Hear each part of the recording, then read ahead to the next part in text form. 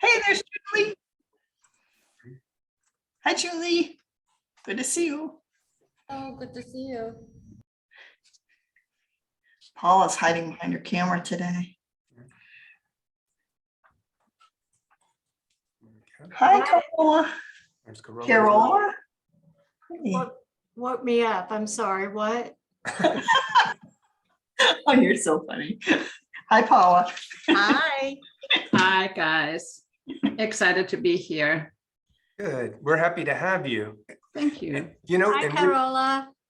Hi, is that Paula? I couldn't see yet. Hang on. Yeah, that's me. I don't have my Nice to camera s- on. I actually thought you would be in Europe by now. 2 weeks. Well, week and a Into- half. Okay. So That's exciting. nope, we'll save that one for after this because we're going to get started on time today to respect Miss Kibby's time. But you're welcome to stay on and we'll all talk about her going to Europe. Anytime. Okay. Well, if you don't mind, while others are getting ready to come in, I'm going to go ahead and get us started. Okay.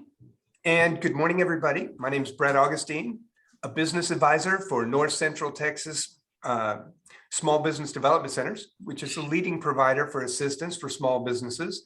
We are grant funded, which allows us to offer this course as well as many other types of training at no cost to you, as well as, for example, today we're going to be talking with Miss Lorna Kibbe, telling stories, everything you need to know.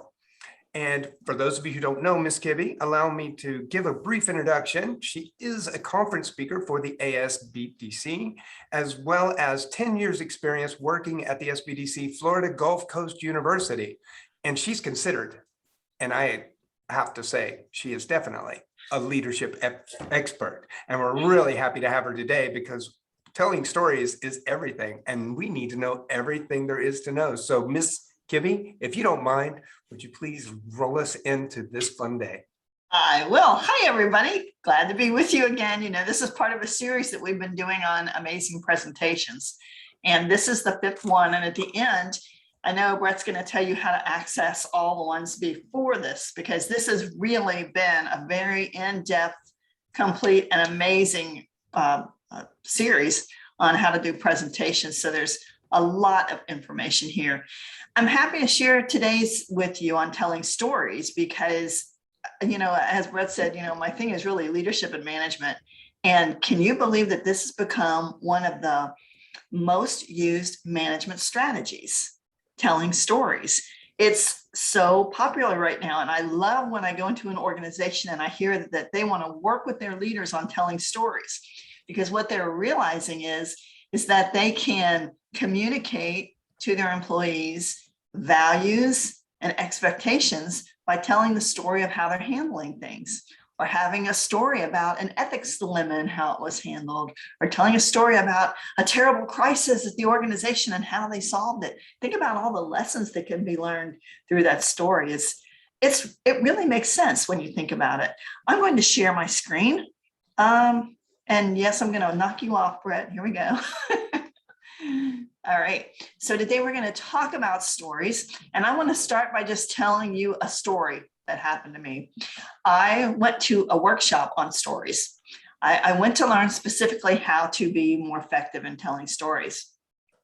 And this presenter was very interesting. He was quite a character, you know, he was very slick. You know what I'm talking? He came across as being very professional and very confident, very fast talking. And boy, he jumped right in to his first story.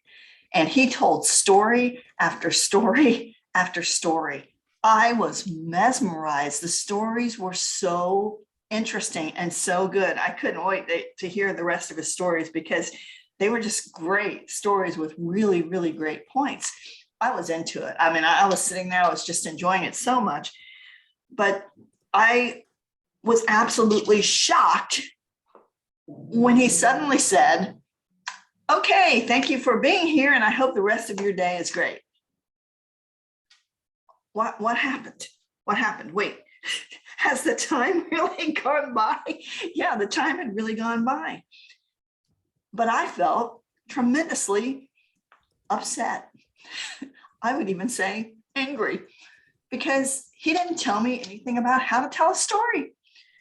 He told me great stories. They were awesome, but I didn't learn one thing about how to tell stories, about how to put it together, about what to, he gave me nothing that would help me to be a better storyteller. And that's what I thought I signed up for. Well, I had a friend who had come to this session with me. And this friend of mine, she's great. You know, she's all you want in a best friend. She's supportive and she's always happy and positive and, you know, just enjoys life, you know. So when I turned to her with my angry face going, what just happened? She's not registering at all why I'm upset. And I said to her, listen, Lori, that was my friend's name. Lori, can you believe this happened? We came to this to learn how to tell stories and we didn't learn anything. And she said, Lorna, are you kidding? That was one of the best things I've ever seen in my life. I'm like, what are you talking about? We didn't learn anything about how to do a story. She says, Lorna, didn't you read the mail that went with this before we started? He gave us resources for stories. He did exactly what he planned to do. He showed us examples of how to tell stories. But Lorna, you're the one that tells me all the time. It's not what happens in the workshop. It's what you do after. Don't you hate it when people use your own words against you? Dang. So I went back after the workshop, went back and looked at his website and materials. And yeah, he had some pretty great stuff on there, some pretty good resources about what I could do to learn and practice, because storytelling is the kind of thing that you need to practice. You know, you need to practice on your own. And because of it, I did become a better storyteller, even though it was just like a grueling experience for me. But in a way, it was a real call to action for me, because I understood that if I was going to be a better storyteller, it's not something that you could wave a magic wand and make happen. It's something that I had to go back and work on myself. So, okay, I get it. And I did, and I worked on it. But today, I'm not going to do that to you. I'm not going to tell story after story. I'm going to tell you, first, I'm going to answer some basic questions about stories and how to use them. And then I'm going to give you 5 solid things that you have to do to make sure your stories are complete. 5 things that you have to do. So you're going to leave with more understanding of how to really tell a good story. Sound good so far? Okay.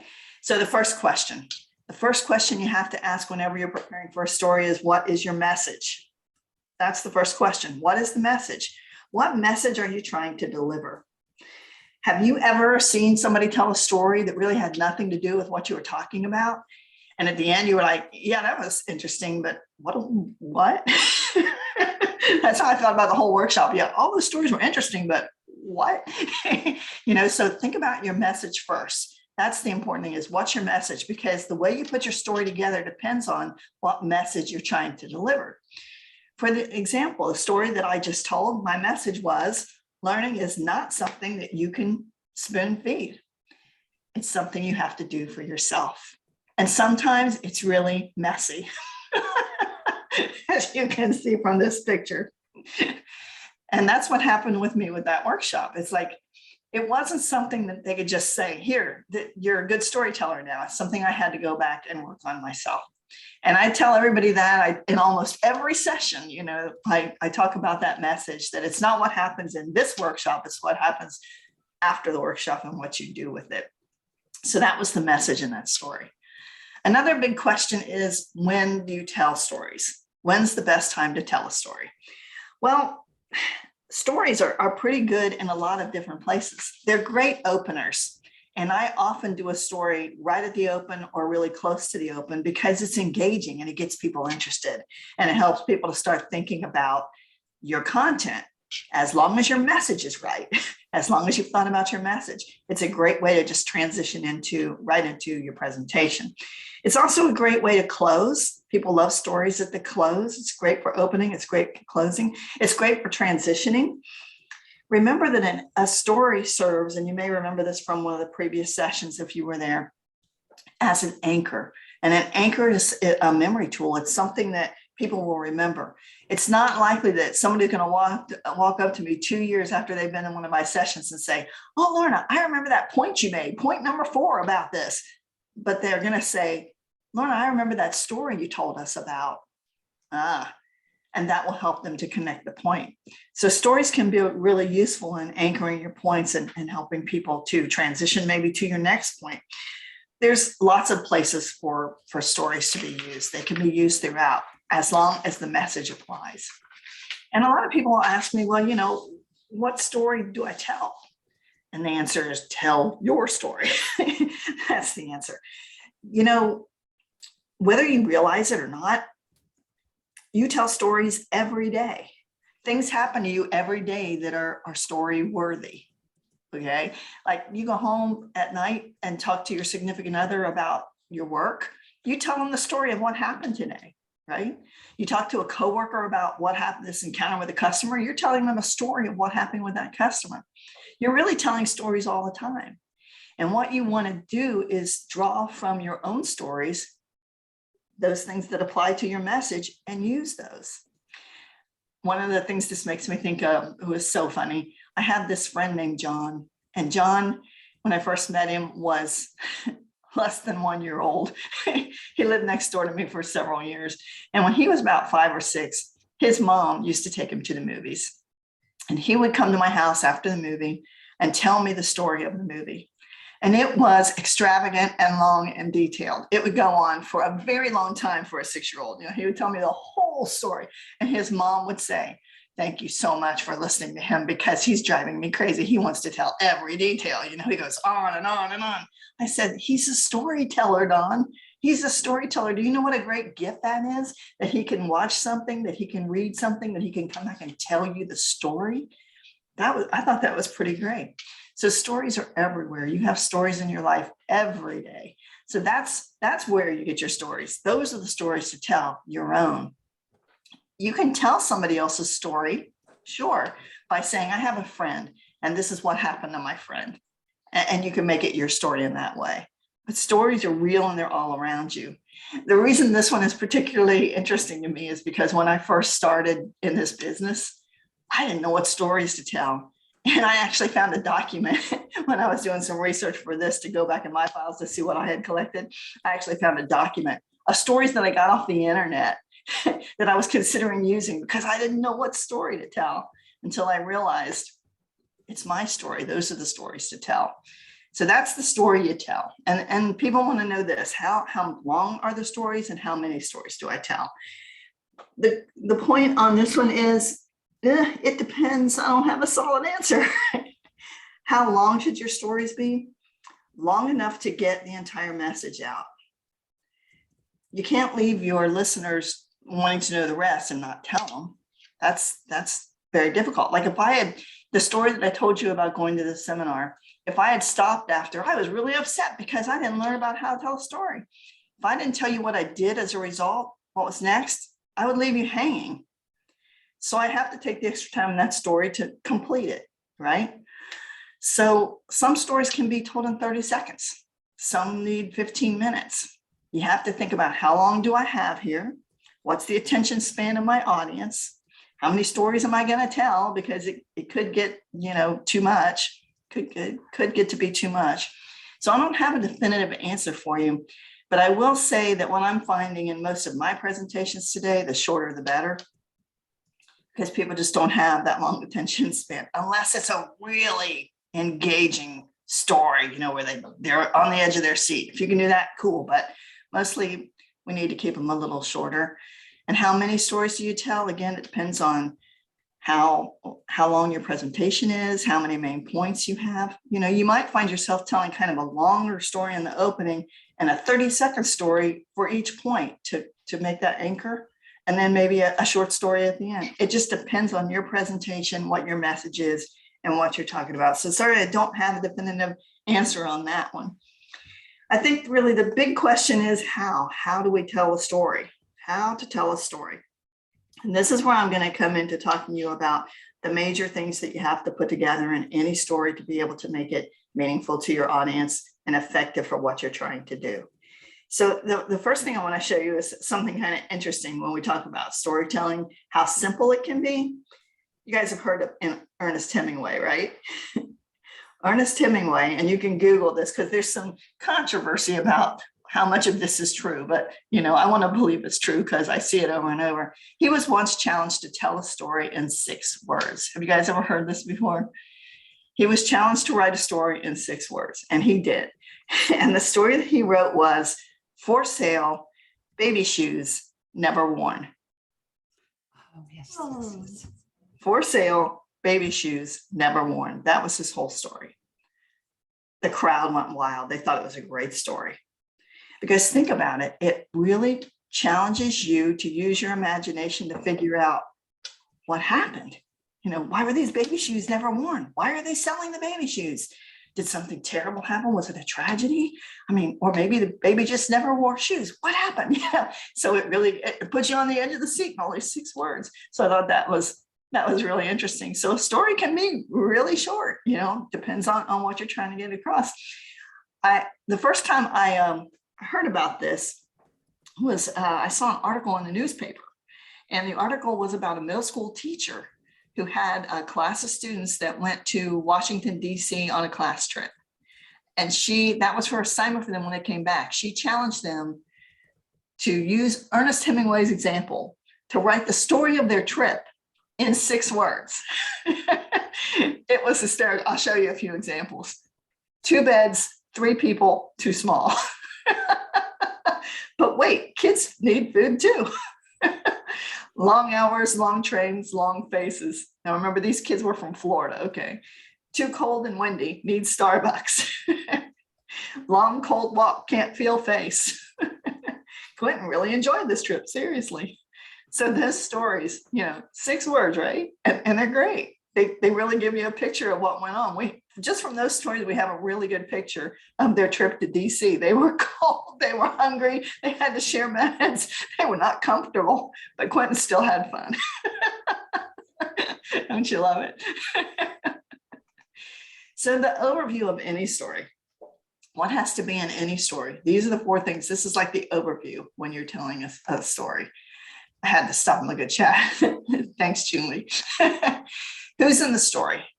What happens to them? For any story to be effective, there has to be a conflict. So what happens to them? What's their turning point?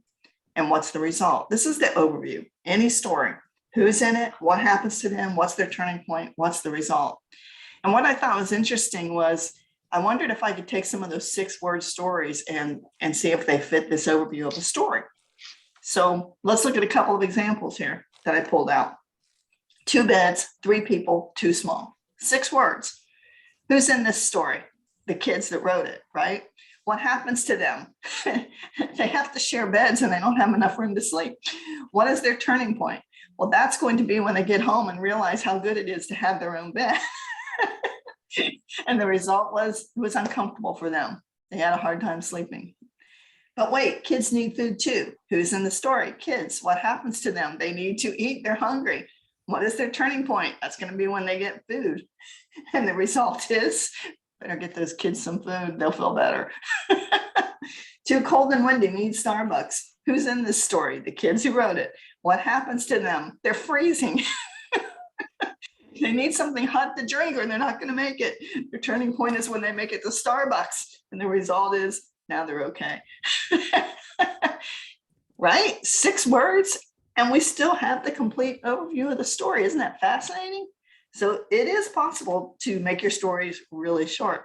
Now, being in the business that y'all are in, I wonder how many of you have heard of this book from Donald Miller, Building a Story Brand. If you're an entrepreneur, this is something you really should look at. There's all kinds of great online resources that go with this book. I did the audiobook, and this, as you can see, I took this right from the audiobook graphics that they give you free to download. I took this slide, this visual here from the audiobook graphics. It was a free download based on this book, Donald Miller, A Story Brand. And the reason that this is really interesting for us in the business we're in, because he comes at this from a marketing perspective. It's actually a marketing book. He explains how to leverage the power of the story to create marketing material that works. Every successful business has to understand that you have to make your customer the hero of the story, according to Donald Miller. So here's what he says. Instead of bombarding your customer with mission statements and executive biographies, invite your customers to be a hero in a high-stakes story rife with conflict. Your brand will act as the guide and provide them with the tools that they need to have a happy ending. So look at his basic outline here. We have a character. Now think about this. This is really any story. We have a character, and a character in this situation is going to be your client, your customer, who has a problem. Okay, that's what we do. We solve problems, right? And meets a guide. That's you. You're the guide who gives them a plan. So you work with them to give them a plan and call them, challenge them to take action that ends in success and helps avoid failure. That's a basic story. When you think about it, that's really any story you've ever heard. Any story. Lorna has a problem. She wasn't happy with her session because she didn't learn how to tell a story, and meets a guide, the friend who happened to be with her at the session, who gave them a plan. Go look at the resources. Don't expect to get it all from here, and challenges them, calls them to action. Here's where they are. Go get it. That ends in success, me being able to improve my storytelling talents. That's any story. Goldilocks and the Three Bears. Any story that you can think of, this works for. But Donald Miller comes at this from a marketing perspective. Interesting. And it really works. Comments? What are you thinking? Has anybody ever seen this book? Anybody familiar with it at all? You have, Brett? You haven't seen it, Jean? What, Roy, are you coming on to tell me you've seen it? Anybody try to use it? Brett, have you tried to use it?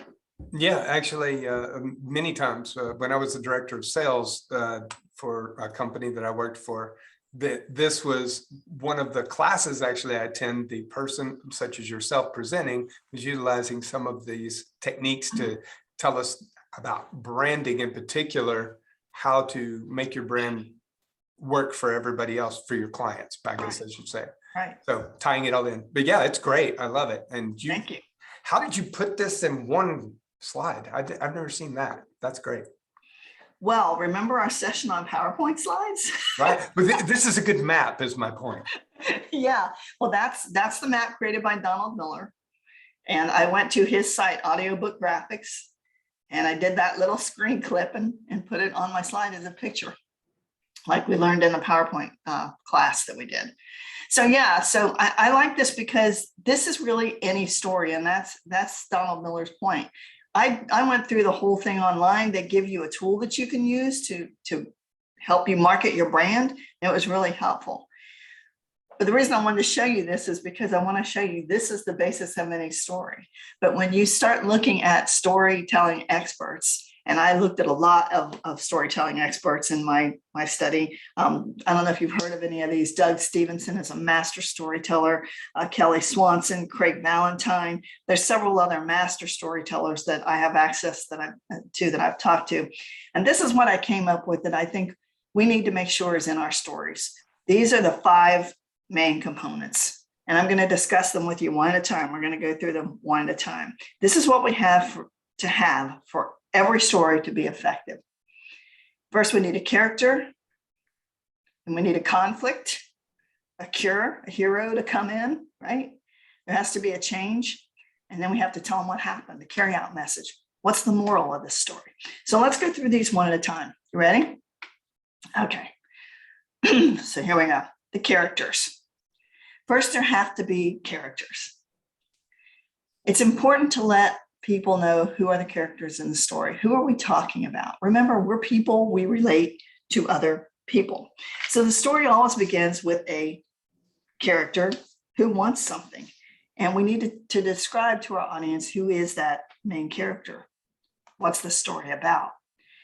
Be as specific as you can with the characters. Describe what they look like, how they feel, why they're interesting. You'll notice in the story that I did at the beginning, I gave a little description of the guy. He was slick, professional, confident, right?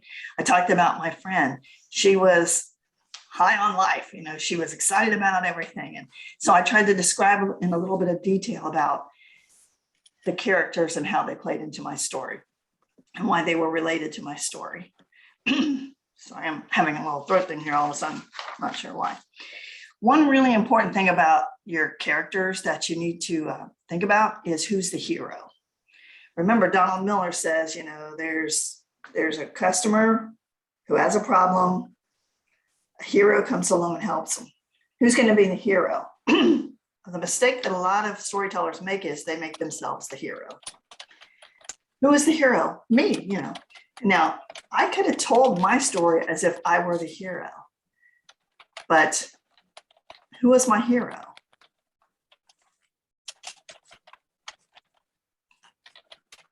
The hero was my friend who helped me to figure out what to do. See, it's not me.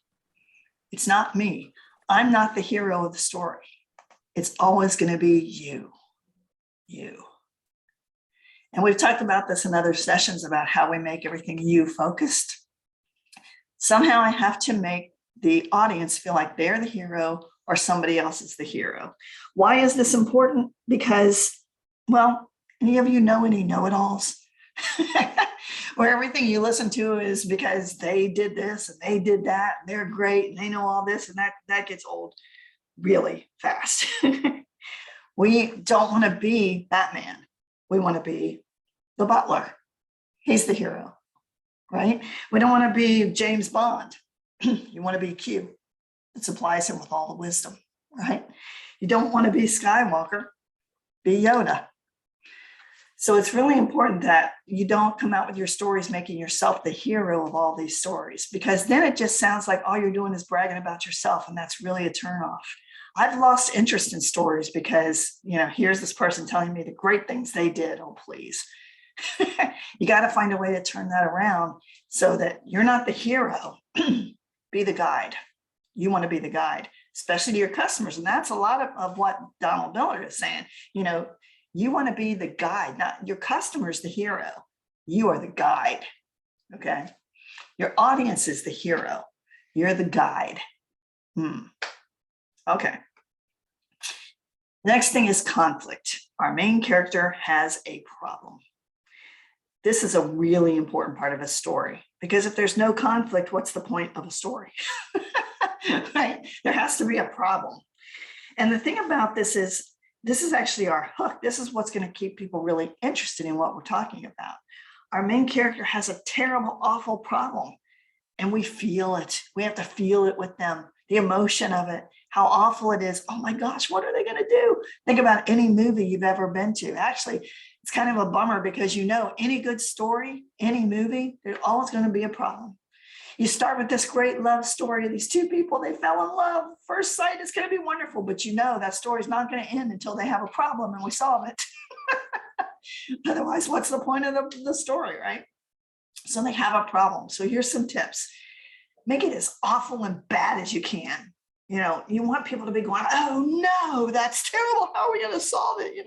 And it's easier to do in some stories than others. I mean, obviously I was upset in my story, but gosh, it wasn't the end of the world. But if I stopped the story and didn't tell you how I solved it, you wouldn't be amused, So make it as terrible as you can. You really want to take them to the point where they're like, what happened? You can't leave me like this. What are they going to do? This doesn't sound solvable. Just make them hungry for what's the cure? What are you going to do about this? So this truthfully is the hook of your story right here. This is going to determine whether I'm going to stay with you and listen or whether I'm going to check out. So you want to make that conflict something that I'm really interested in. They have to be hungry for this cure. Like, what are you going to do? And that's our next step, our cure. Our main character meets a guide. This is where we meet the guide. So we need a resolution. We need a guru, a guide. We need for our audience to see the fight. We need to see them. This is actually where our message becomes clear.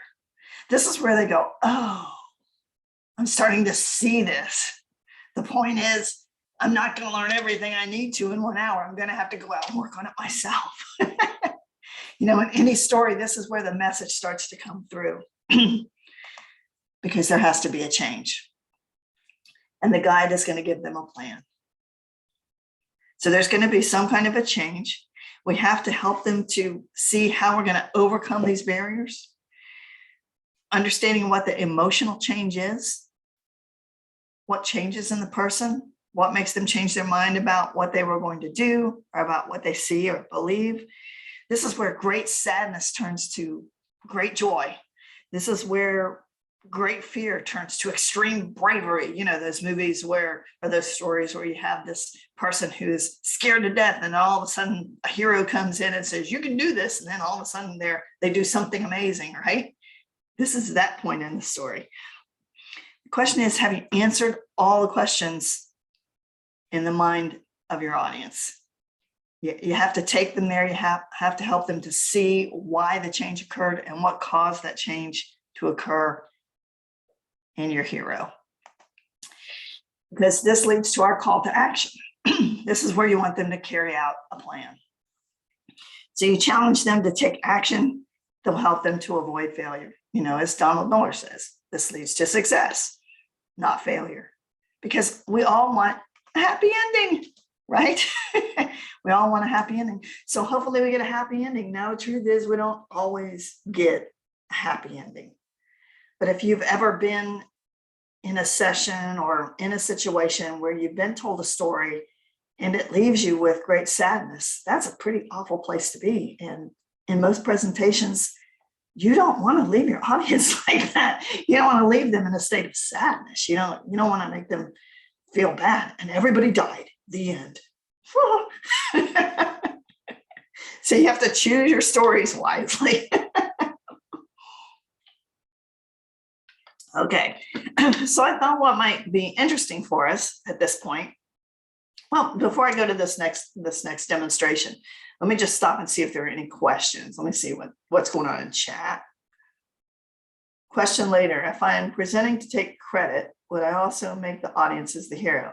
I think for people who help it happen. Okay, all right, so Julie, that's a good question. Remember in my story when my friend turned to me and said, you know, as you always say, the learning's not going to happen here. It's what happens after. I've just taken credit. All right. I get credit for solving the problem, but I'm not the hero. My friend is, because my friend told me this. Did you catch that in the story? As you always say. So see, I'm getting the credit. It's my story. I mean, I'm the one that always says this, but I don't make myself out to be the hero. I give that to my friend. She's the hero. And it doesn't sound like I'm being the know-it-all, right?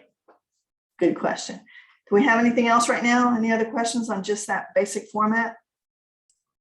I'm not seeing anything in chat. Not seeing any on the online just yet. Anybody want to pop up and ask a question? Discuss anything we just talked about?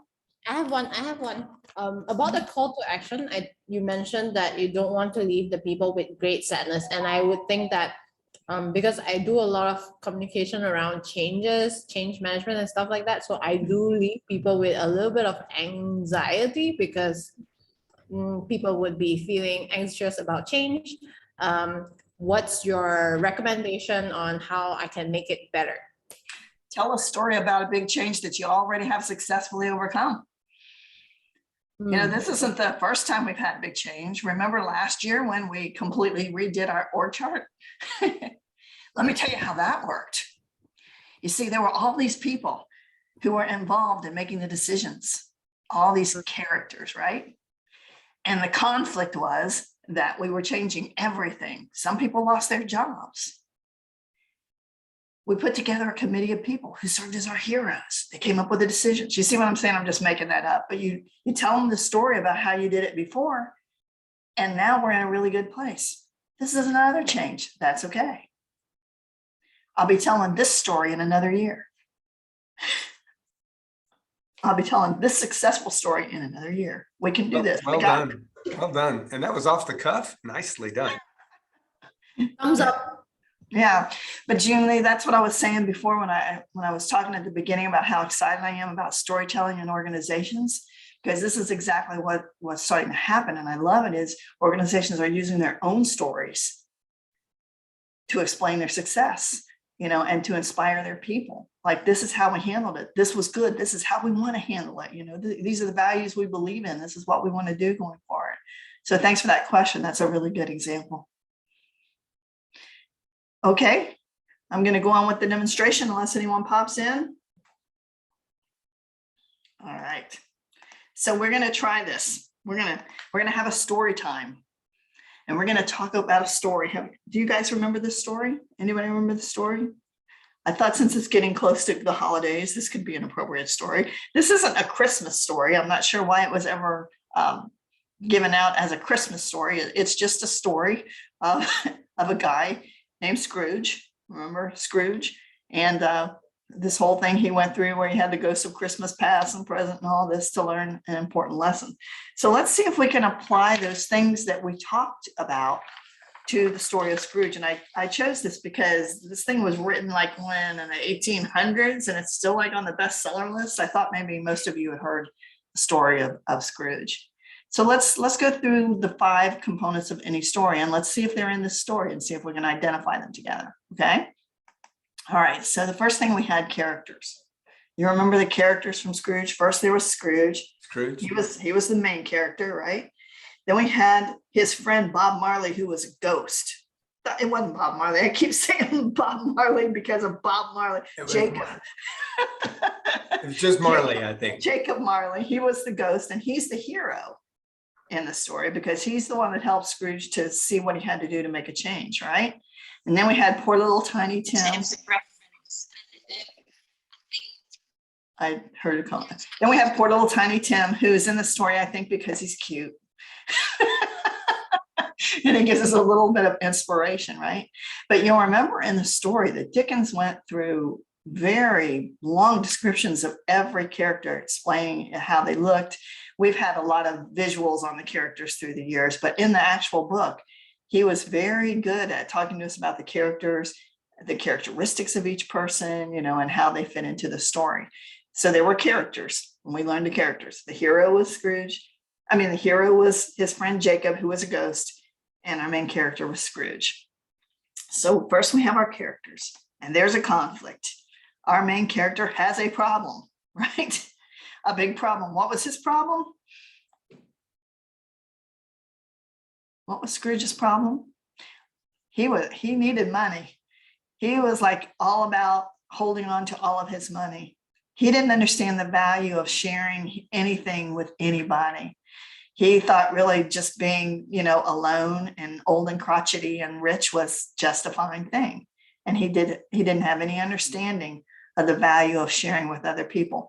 So in the story, they showed us things like Tiny Tim, who was not well and his family was very poor and they didn't have enough to eat, while Scrooge had so much money, he didn't know what to do with it.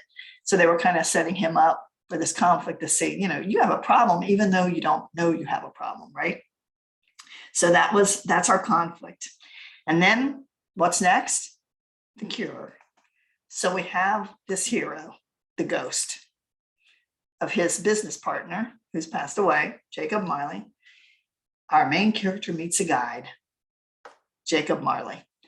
And Jacob is the guy who takes him through the scenes in the film with the ghost of Christmas past, the ghost of Christmas present, the ghost of Christmas future, and helps him to see what he's missed out on and what he's missing out on because of the problem that he has.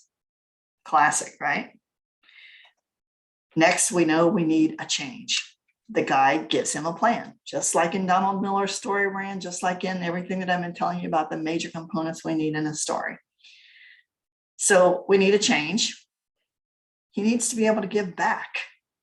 He needs to be able to give back for all that he's seeing, all he's missing. So the guide gives him a plan, and we have this change. And finally, the call to action. Be kind to others. So then we see in the story that the next day Scrooge goes and he shares his wealth. He buys food for everyone. He buys Christmas presents for everyone. He's made this transformation and he's learned to be kind. So you can see how that works with any basic story, probably any story that you've ever looked at. And this is why when you're writing your stories, when you're telling your stories, these are the things to think about. You have a character who has a conflict, who needs a cure, who makes a change, and then what's your carry out message, one piece at a time. And if you're thinking from a business perspective, go back to Donald Miller's story brand. It's the same thing. You have a hero who has a problem, who meets a guide, who gives them a solution, who calls them to action, and we result in success. It's really a very simple formula. As a matter of fact, I think it's kind of interesting that before I really got into storytelling, I had never really thought about stories this way. And in a way, it's kind of ruined them for me, because it's like, you know, you get into the story and you like the way this is going. This is so nice. But in the back of your mind, you know, there's going to be a conflict, because you can't have a story without a conflict. So this is not going to stay all nice and pretty. And I like it nice and pretty, you know, when everything's nice and happy. But at some point, there's going to be a conflict. That's the basics of storytelling. And quite frankly, if you've ever read any books, I don't know about you, but I've read some books where it's like just what I wanted. Everybody was happy the whole way through. But when it was done, I didn't feel fulfilled. It's like, this is a real, that was just a little too, you know, too nice, because life isn't like this. There's got to be a problem, you know, there's got to be a conflict. Does that make sense to you? All right. So the final question, what haven't you told me? You told me a lot about this, but what haven't you told me about storytelling? Okay, a few things. The first thing is narration versus dialogue. And this is an important part of the way that you tell a story. Now, what in the world does that mean? Okay, so if you narrate a story, you just go through and you just tell a story. It's really putting your audience in the past, because you're just retelling an event. But when you use dialogue, it puts them in the present, as though you're reliving the event, and it pumps some life into it. So in the story that I told at the beginning, I didn't just go through and tell you the story. So this is what happened. You know, when it was over, I told my friend that I wasn't happy with this because, you know, I didn't learn how to tell a story. And she said, well, you should go read some other stuff. Instead, I used dialogue. So I turned to my friend and I said, Lori, I'm so upset. I didn't learn what I wanted to learn here. All he did was tell stories. And Lori said, Lorna, it's like you told me, right? That's dialogue. So it puts you like in the present moment, instead of just, well, this is what I said, and this is what she said, and this is what we did. So this is really an important part of telling a story in an effective way, is to use that dialogue instead of just narration. You know, listen to the difference. My daughter was 3 years old, and she looked straight at the sky, and she told me to look at the moon. That's narrative. Dialogue.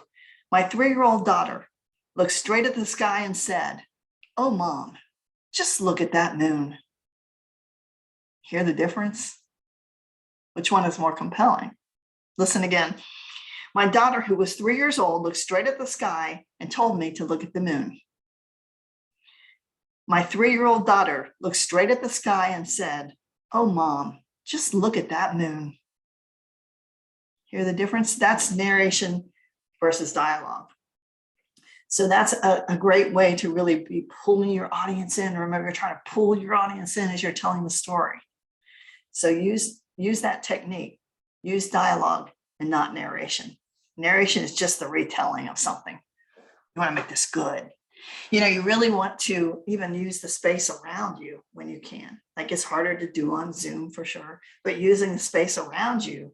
Like if you say, you know, my daughter was in a stroller and I put the stroller over here in my imagination. When I'm looking at my daughter and she's looking at me and she's going to tell me, oh, Mom, look at the moon. I'm not going to look at you. I'm going to look at the stroller, because that's where my daughter is. And my daughter said to me, oh, Mom, just look at that moon. Just look at that moon. That's what she said. So, you know, help your reader to really imagine, or your listener to really imagine what you're saying. You know, actually put the things around you. My friend said to me, Lorna, you should know better than that. You're the one that said, but Lori, I didn't learn what I wanted to learn. You know, so I'm not looking at the audience. I'm looking around so that you can feel it, you can see it. So this is what this concept is talking about, making it relivable for your audience, so that they're actually like with you in the story. You know, they're a part of it, instead of just, but Lori said, you know, and I said, right? Get the difference? Okay, so that's a really important part to make it much more effective for your audience. Do's and don'ts. do consider your audience. You have to think about your audience and where they are when you get ready to tell a story and who they are. You know, some stories are not appropriate for some audiences. That's all there is. I mean, it depends on who's in your audience.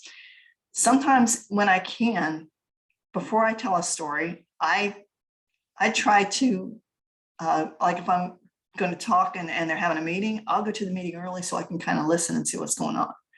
Because here's the thing, if June Lee just talked to them about change and she leaves them feeling really down, and I go in and start saying, let me tell you about something really exciting that happened to me, they're going to be like, get away from me. Don't you know the world is ending? June Lee just told us. I'm going to have to change my approach when I go into that audience. I'm going to say, well, let's talk about, you know, how we can make things better. I mean, I'm going to have to change my tone. I'm going to have to really pay attention to that audience and see what's going on there. Also, like I've talked about in previous sections, making it relevant to your audience. You know, if I'm talking to a bunch of healthcare workers, I should use stories about healthcare. It's so easy. You just use the same stories and just use your characters in a different way. You know, describe your characters as wearing, wow, those are the most colorful scrubs I've ever seen. You know, instead of, you know, he was slick. No, he was wearing the most colorful scrubs I've ever seen. Like really professional. Yeah. So think about your audience and make it relate to your audience with everything that we've been talking about presentations. The same goes for stories. Be clear on your message. I said that in the beginning. You got to be clear on your message before you even start. If your message doesn't relate to what you're talking about, if it's not relevant, if it doesn't fit into your main points, don't use it. You know, be clear. Make sure that you start with your message because that will help you in the telling of your story. All right. As you think about your character and the problem and the solution and all that, if your message isn't coming through in your conflict and in your solution and in your call to action, then the message is wrong or the story's wrong. Something's not right. It doesn't match. So think about that message first. Use your own life experiences. You know what I've started doing? Actually, I started doing this a number of years ago. I have this file on my computer and it's called Stories. And I actually made it a PowerPoint show because I have stories for this situation and stories for this situation and stories for different situations, you know, depending on what I'm talking about. And I have just little headers in there that remind me of the stories that I can use for this situation. Because I have a lot of stories from my life and I update it regularly because I come back from a trip and it's like, I can't believe that happened to me. I got to tell people about this. Where does that fit? So that helps me to identify my message because I'm already sorting out what's the point of that story and where can I use that, you know? So I keep a little story journal of these different stories and how I could possibly use them. Your own life experiences. Tell your story, never steal somebody else's story. You know, that's just wrong on so many levels. And using the internet to find stories when you're really new at this, well, I'm a little embarrassed that I did that because now I realize that I had so many stories and I just wasn't confident enough to use them. But fortunately, I turned that around pretty quickly. All right, so those are some things you must do. Don't be Luke, be Yoda. In other words, don't be the hero, be the guide. Don't be the hero, be the guide. Okay, let somebody else be the hero or else it's going to sound like you're a know-it-all and you're just there bragging on yourself. I can't tell you how many presentations I've been to where the speaker starts by talking about themselves on and on and on. I'm so turned off. You know, you don't need to come in there and spend 10 minutes establishing your greatness. I'm here. Talk to me about your content, you know, don't tell me stories about, yes, and I did this. And as a result, I've sold 100,000 of these. And, you know, it's like, please, that just makes me jealous and upset. Don't make yourself the hero. Be the guide. Don't go into too much detail. We want some detail about the characters and so on, but it can get too detailed to the point where this is boring, right? So you got to find that right balance of detail. How much detail is enough? And don't assume you can't do this because you can. There are stories every day and you can do it. Just remember the 5 main components that we've talked about and make sure that those are all present in your story, or go back to Donald Miller's story brand and remember, there's a character who has a problem, who needs a guide, any story that you ever heard of, who gives them a solution, who calls them to action, results in success. That's every story we've ever heard. Make sure that your story just follows that basic format of a story and you'll be okay. You can do this. You have stories every day. You have a million of them. Remember, learning is not something we can spoon feed. It's something you have to do yourself. So you have to take these things back and practice them to be that really great storyteller. Let me pause and see if we have any questions before I close. Or anything you'd like to talk about? I'm looking in the chat right now. I haven't seen anything. I'm sorry. Was that somebody, June? Did you have Yes. something to say? That's me again. Okay, go right ahead. Okay, great. I want to ask you something, right? So whenever I chair meetings, sometimes I've been told that I transition very abruptly from one topic to another, because usually I have a set of agendas, and then once I'm done with that topic, I want to move on to the next one, right? And I think there was once I did this team meeting for my team, and we were talking about something a bit more, I can't remember what was it exactly. We were talking about something a bit more casual, and then I was like, okay, let's move on to the next topic. And people told me, that transition was too abrupt. And I was like, okay, point noted, but I don't know what to do about it. Okay, that's a really good point, June. Transitions are very important, and there's a few things that you can do to make them smoother.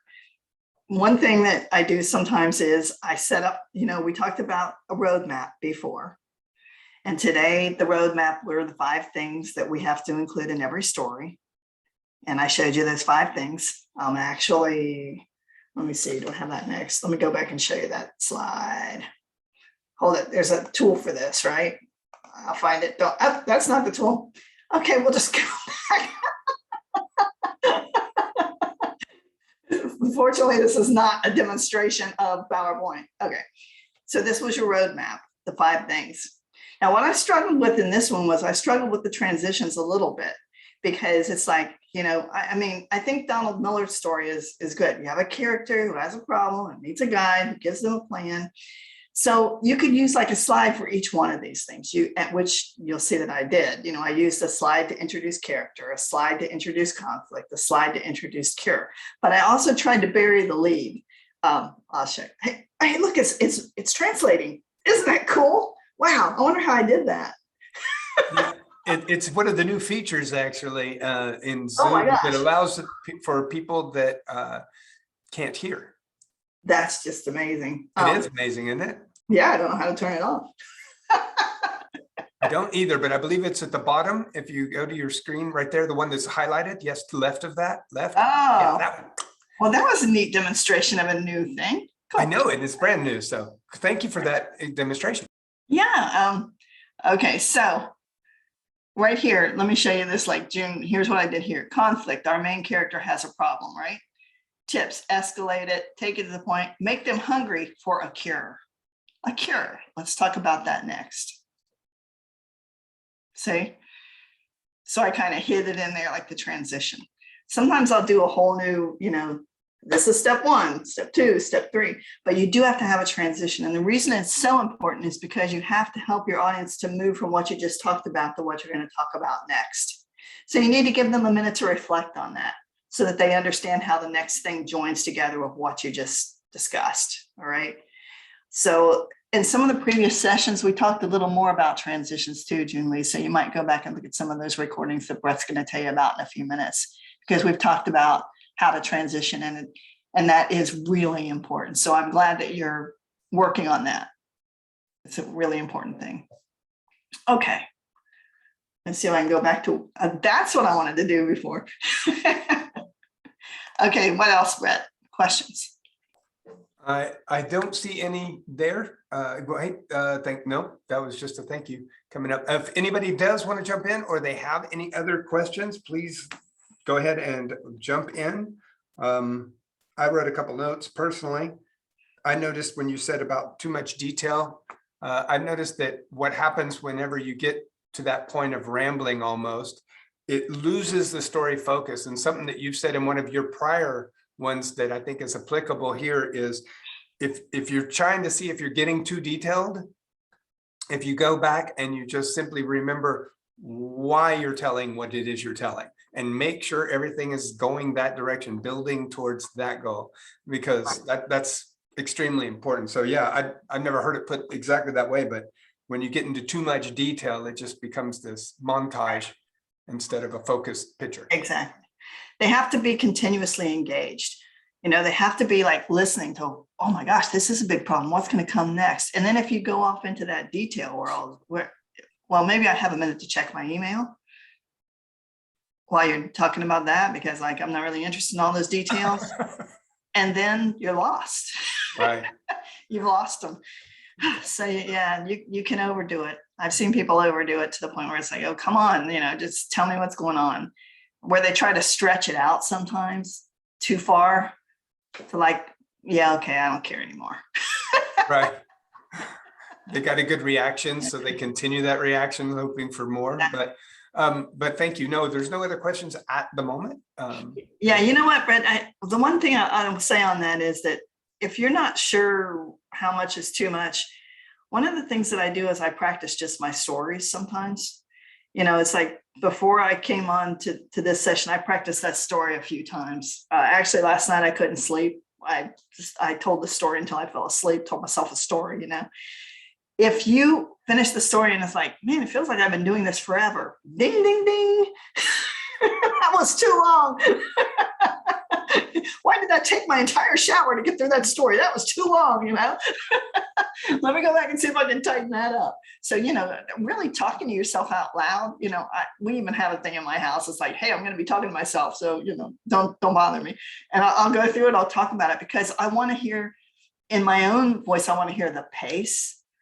I want to hear where I should be emphasizing. I want to hear where I should get quiet, you know, and you can't just do that by thinking through it or reading through it. So when you practice, actually do it out loud and see what it sounds like to you. And if it feels like it's going on forever, probably means that you need to tighten it up. Okay. Any other questions?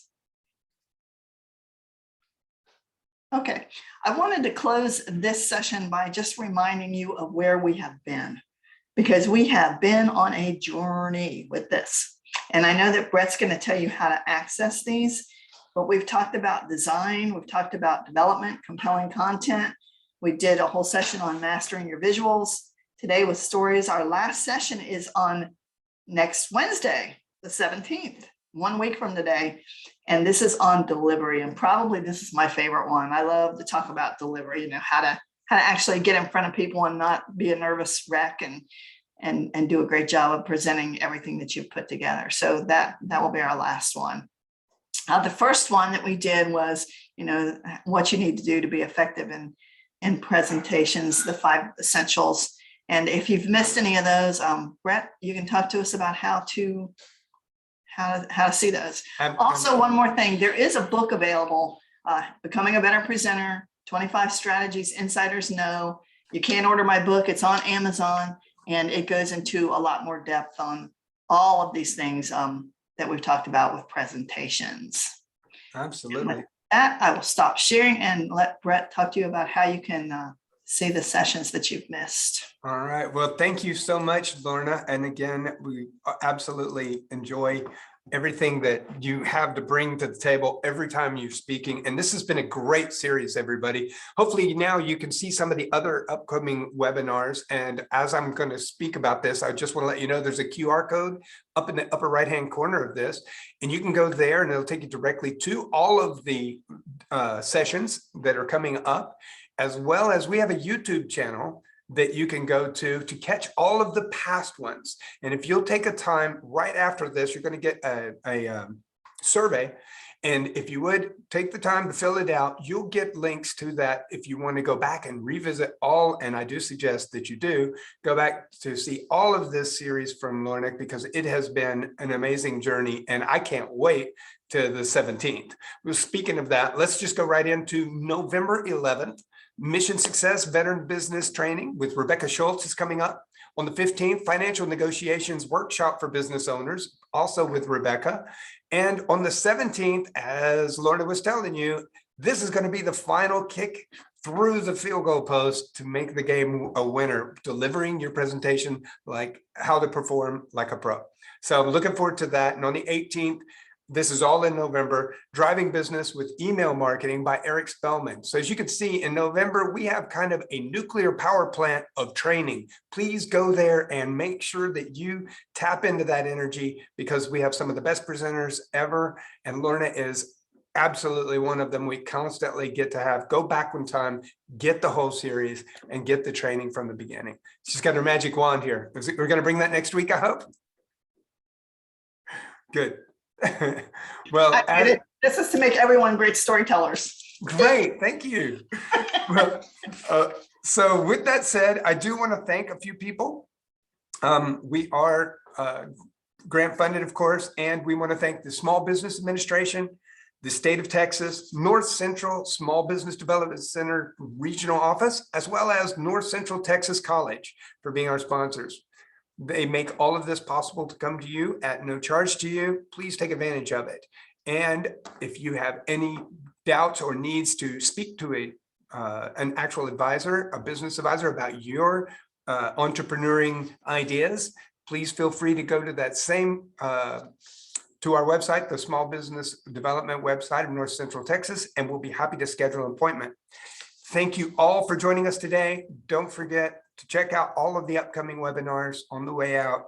Please enjoy and have a fantastic week.